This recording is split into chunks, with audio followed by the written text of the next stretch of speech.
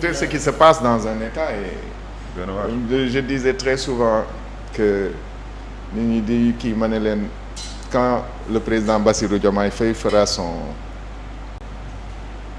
premier face à face avec les forces de défense et de sécurité, il deviendra un autre individu. Ah ouais. Ah tu as tous les corps militaires en face de toi avec le drapeau de la République. ku ci nekk tóojal la wax la jox la armam mettre ko à ta disposition.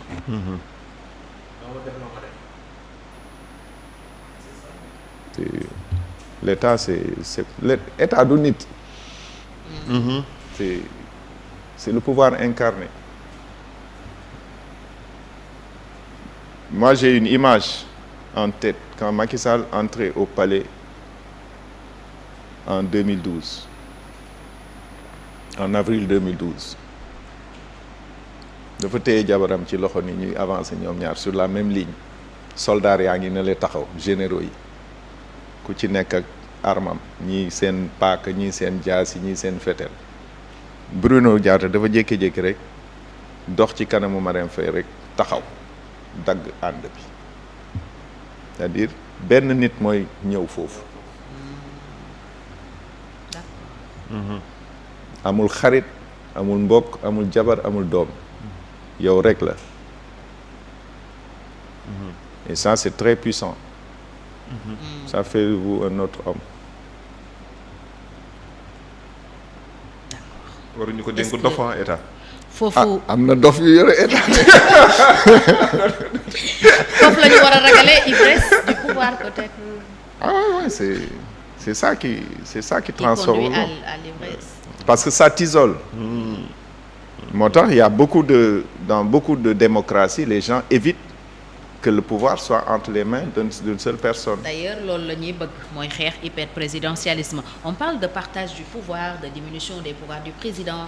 Est-ce que méthode bi ñu commencé wax ne moom la ñu nar a def par exemple placer certains ministères sous la tutelle du Premier ministre ñu ngi ci yoon bi wala il en faut encore? Ça c'est dangereux. Ah oui. Ça c'est très dangereux parce que ça rend le Premier ministre pénalement responsable. Oui. C'est très dangereux. Le gouvernement est une institution collégiale sous la direction du Premier ministre. Si on veut diminuer les pouvoirs du président, la première chose à faire c'est abroger l'article 101 et le rendre pénalement responsable. Comme n'importe quel citoyen. C'est-à-dire président de la République bu ñu ko mënee au tribunal comme ni ñu koy ooyee France ministre bi yëpp xoj la ñuy def.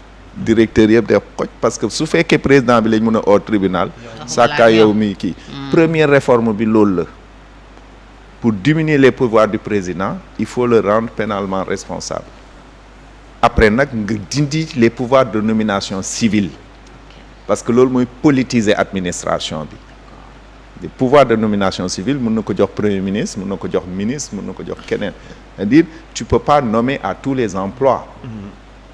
Aujourd'hui le président de la République day jël décret nommé ministre bi après jël décret nommé secrétaire général ministère bi après jël décret nommé directeur de cabinet ministre bi secrétaire général ministère bu xuloog ministre bi xam nga lu mu koy wax décret la nommé décret ma nommé mënuloo ma dara.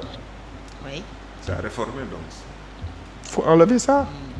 Mun nañ ko bàyyi mu nommé magistrat yi même magistrat yi dafa war a valider mun nañ ko bàyyi mu nommer militaires yi mun nañ ko bàyyi mu nommer à certains emplois stratégiques mais le président ne peut pas nommer un directeur d'agence. On peut pas continuer comme ça. Tu as directeur APIX directeur ceci président décret. C'est pas possible na bàyyi ministre bi gérer foofu mu nommer leen wóolu nga ministre ba dénk ko affaire bi yow bu ñu leen dénkee une direction dans une entreprise on te laisse main libre pour nga liggéey pour nga choisir tes collaborateurs.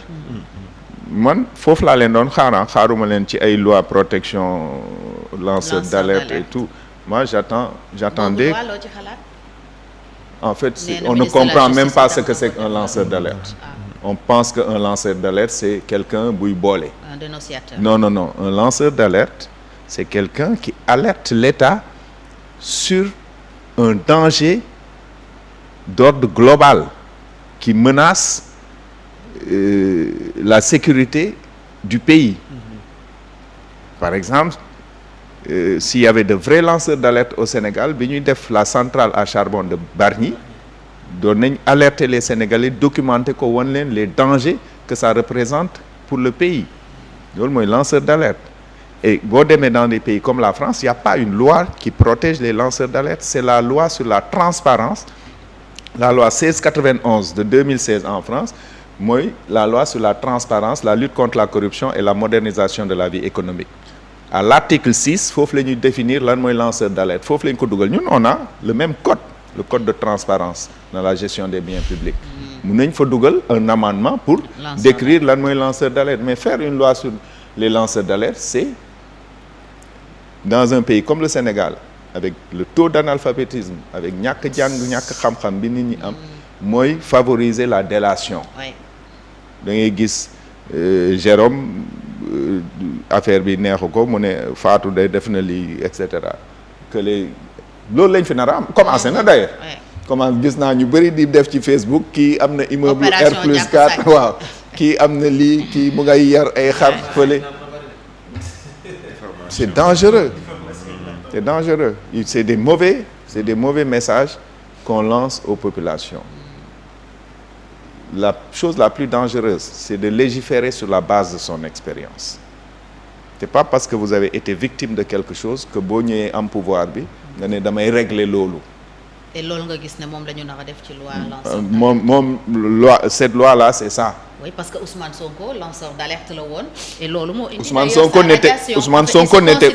Sonko n'était pas un lanceur d'alerte il se considérait comme un lanceur d'alerte moo tax ma ne la il faut que ñu définir lan mooy lanceur d'alerte parce que soo demee dans la loi française justement tout ce qui est relatif à l'instruction tout ce qui est relatif aux déclarations entre un client et son avocat tout ce qui est relatif à des textes administratifs sous le sceau du secret ou de la confidentialité un lanceur d'alerte ne peut pas l'utiliser. Il ne touche pas. Donc il faut qu'on fasse attention. Loolu moo indi sa radiation d'ailleurs de la fonction publique. On n'aurait jamais dû le radier parce que am na ñu fi def lu gën a graaw te defu ngeen dara. Voilà su fekkee amu leen benn laaj je pense qu'on a fait le tour hein Diori. Bon man li ma koy laaj mooy comme en tant qu'ingénieur je vois que actuellement compétition bi monde bi am ci wàllu éducation ñu ngi koy nattee ci nombre d'ingénieurs yi ñuy li seen école di produire par année est-ce que Sénégal ñu ngi ci dafa mel ni suñu université bi li muy produire ci ingénieur bariwul de. En fait on doit même pas produire d'ingénieurs. Ça ne sert à rien. Parce que ils sont dans des chimères dans des réflexions alors que ñun on a besoin d'action. Mais tamit dafa am benn action boobu pour ñu am ko il nous faut de bons techniciens. De bons techniciens. Il nous faut une main-d'œuvre intermédiaire. On doit avoir de la formation professionnelle de qualité. Pour que nit ñi métiers yi nit ñi maîtriser ko. xam nga Chine. léegi la commencé former ingénieur. Pendant des années la Chine ne formait pas d'ingénieurs il ne formait que des techniciens. Et ils se considéraient comme étant l'atelier du monde. C'est-à-dire lu ñuy defar. ci àddina bi Chine lañ koy defaree. Aujourd'hui la Chine a décidé ils ont pris cette décision je pense il y a 5 ans. Sur les 20 ans qui viennent. C'est-à-dire la durée d'une formation la durée d'une vie de jeune duñ former ci technicien parce que ñoom bëggatuñ defar ils veulent penser et faire fabriquer par d'autres. Donc aujourd'hui la Chine délocalise la fabrication en Thaïlande au Cambodge et cetera. Sénégal mënoon na capter loolu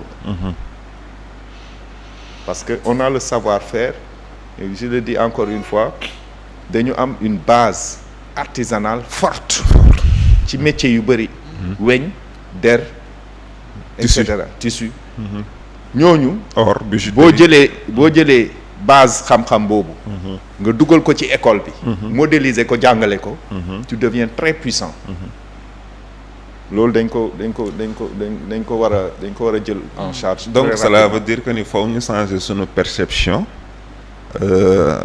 par rapport ak le monde professionnel parce que ñun fii au Sénégal pour ñun ñi réussirul woon école ñooy dem jàngi métier. Mais loolu laay wax c'est-à-dire loolu moo nekk le plus grand danger.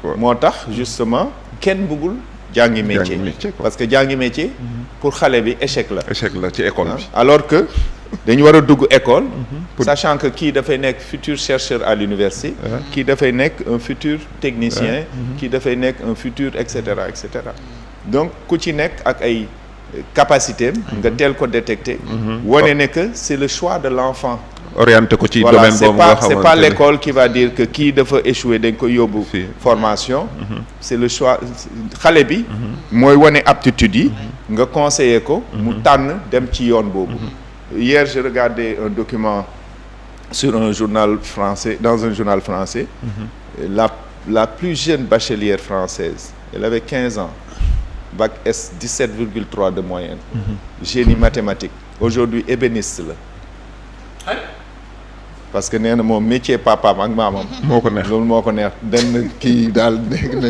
université après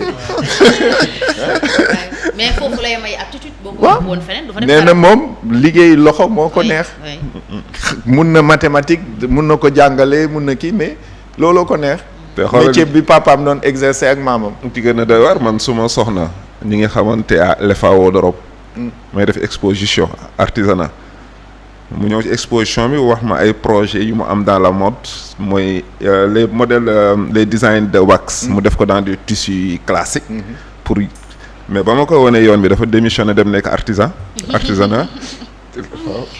tu vois donc te dire que man dañ ciy dund quoi parce que man en tant que tailleur j'ai fait l'entrée en 6e jamono yooyu boo ko defee 2 fois boo cartouché dañ lay daax te man j'étais pas nul mais sama problème moo doon système bi moo répondre woon ak suma mode de parce que bëgguma ku may le système scolaire a exclu beaucoup de tu vois bëgguma ku may taxawu quoi man boo ma tu vois et puis boo ma taxawoo rek damay fàtte xam nga suñu on doit repenser beaucoup de choses dans notre modèle parce que dafa mel ni l'école aussi dafay produire ay chômeurs l'école le système école sénégalais day produire ay chômeurs dafay favoriser échec yu bëri parce que boo demoon tëji dans les pays occidentaux tu es obligé que le jeune doo bàyyi jàng fii ak àgguloo niveau BFM parce que loolu moom il faut que ñu instruire il faut que xale yi des école au moins jusqu'à 16-17 ans oui bu ko defee yow il faut nga mën a bind mën a lire mën a calculer benn niveau ouais même kii mindaan sax balaa nga koy def foo nga am niveau foofu absolument nga am niveau donc te yenn métiers yi comme la mode l'industrie de la mode il faut que mathématique mi ngi ci biir design mi ngi ci biir yi nekk ci biir yëpp yoo xamante ni c'est des métiers scientifiques xam sax lan moo ci sa métier mu ngi ci biir parce que ba ngay gis par exemple le tailleur mooy dessiner mooy dagg mooy ñaw mooy waaw alors que c'est 3 métiers différents man il y a le design il y a la coupe et la couture. li ma lay wax ni li ngay wax ni dama ko expérimenté ba ma demee Italie en 2003 dem ci maison de couture pour déposer kii est-ce que daf ma laaj lan nga styliste la wala modéliste nga wala tailleur. te ñun fii suñu atelier yi lépp ngay defandoo. yaay dessiné yaay dagg yaay ñëw. jërëjëf honorable foofu la ñuy jeexalee gërëm la bu baax a baax si disponibilité bi surtout. jërëjëf Fatou man maa leen di gërëm Jérôme di gërëm Diawri et puis di remercier sénégalais yi yëpp di leen ñaax. ñu accompagner le nouveau régime. gën leen a jox doole. pour que ñu mën a réussir seen mission. C'est important.